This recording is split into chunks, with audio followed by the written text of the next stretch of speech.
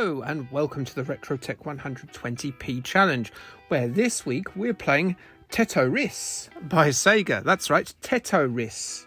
I thought I'd put an O in there to upset people and get them to instantly click off.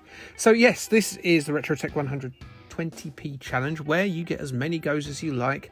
When you're not recording, you can sit there for hours on end playing Tetris over and over again, and you can do really well or really badly. It doesn't matter. Just get that practice in if you so wish.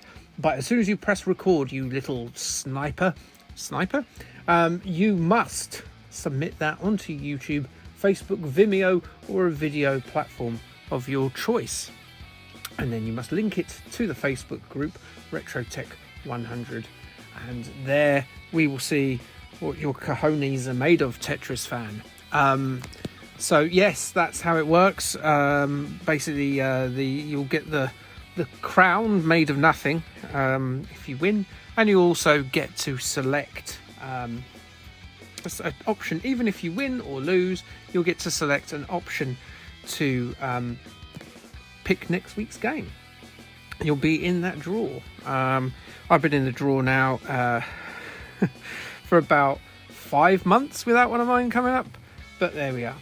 So yeah, this is Tetris, so we don't care, because as anyone will tell you, this is one of the greatest games of all time. Well, there will be people that tell you that isn't, but they're a bunch of dickheads. This is probably my favourite game of all time. Not this version. This version's a bit slow and janky in its response times when you're rotating, but it's all right. It does the job. I don't know how Sega screwed this up quite as badly as they did, but it still is Tetris, and there's still enjoyment to be had. Maybe that's slow response time, so people put more money in. But yeah, if you want me to tell you about Tetris, then you're a bit strange, because you should know all this. It's obviously created by Alexei Pajitnov on a really old, crusty old PC back in like 1984. There was lots of coveting by various Western studios of it. To the point where the Russian government got involved, or the Soviet government at that time. And, Nintendo thought they owned the rights to it. Tengen thought they owned the rights to it. It's a big mess. There's loads of stories that I'm sure much better people can tell you, including there's a really good video by the Gaming Historian, which you should go and watch, about Tetris. Was rumoured to be turned into a movie at one point, Tetris, which was hilarious, because that was featured in Charlie Brooker's TV Go Home, the Greatest Book of All Time, as a concept, and actually nearly happened. But I think it was more about the story of how of Alexei Pajitnov and the history of Tetris, rather than it being about a bunch of heroic blocks. But who knows what will happen.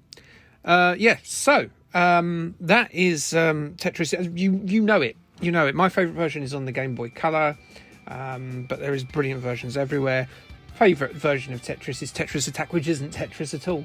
But I still love Tetris. That's just made me like a massive hypocrite, because I just said I love Tetris Attack more than I like Tetris, and I just said Tetris was my favourite game of all time.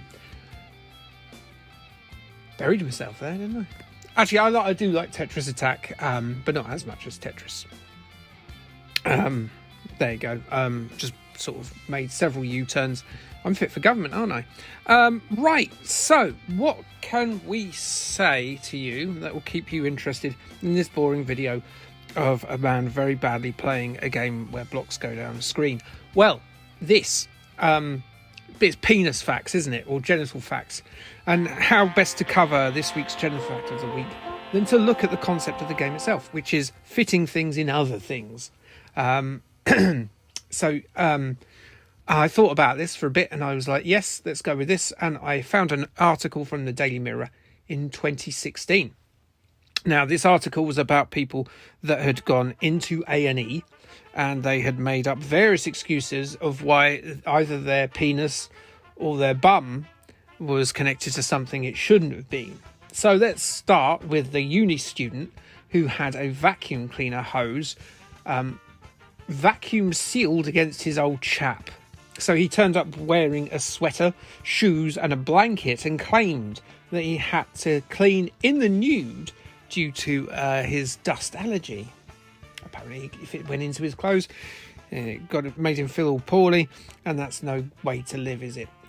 He then became very fatigued while doing the hoovering and fell asleep while the hoover was running. Somehow the hoover tube span round in a circle, encased his old chap, and in the end the surgeons had to remove it with a surgical rotary saw. Just imagine how scary that is. Then there's the story of an elderly man, as we end our first credit, an elderly man who entered the emergency department with his worried wife. And he insisted his wife wasn't in the room when he told this story to the doctor. So when his wife left, not like left him permanently, although she might have done if he ever told her the truth, he explained that he had a plastic egg inserted deep into his colon because he wanted to know what it was like to be a chicken.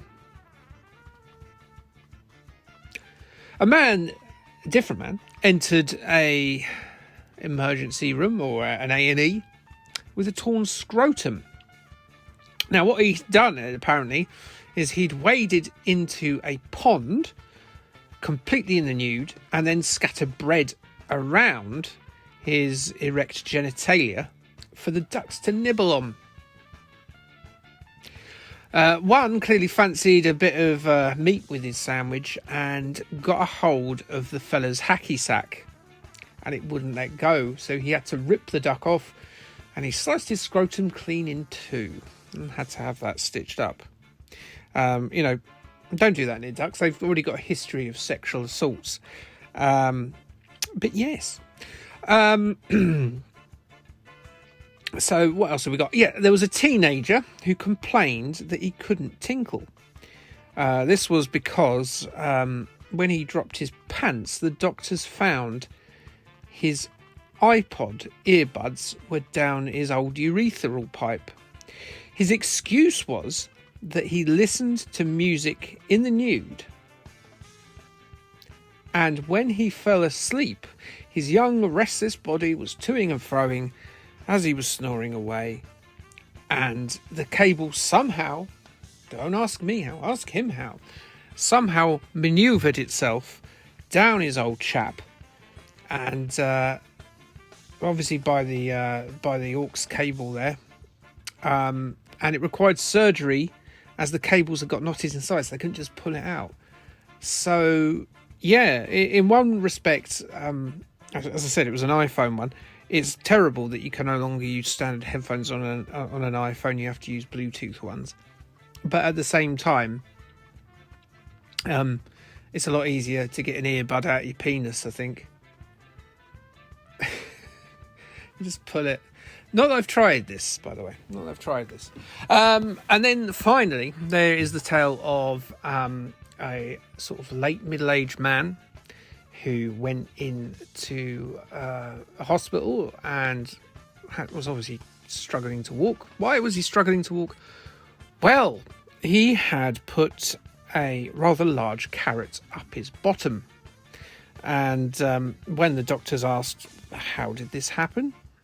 I mean, they knew what had happened, obviously.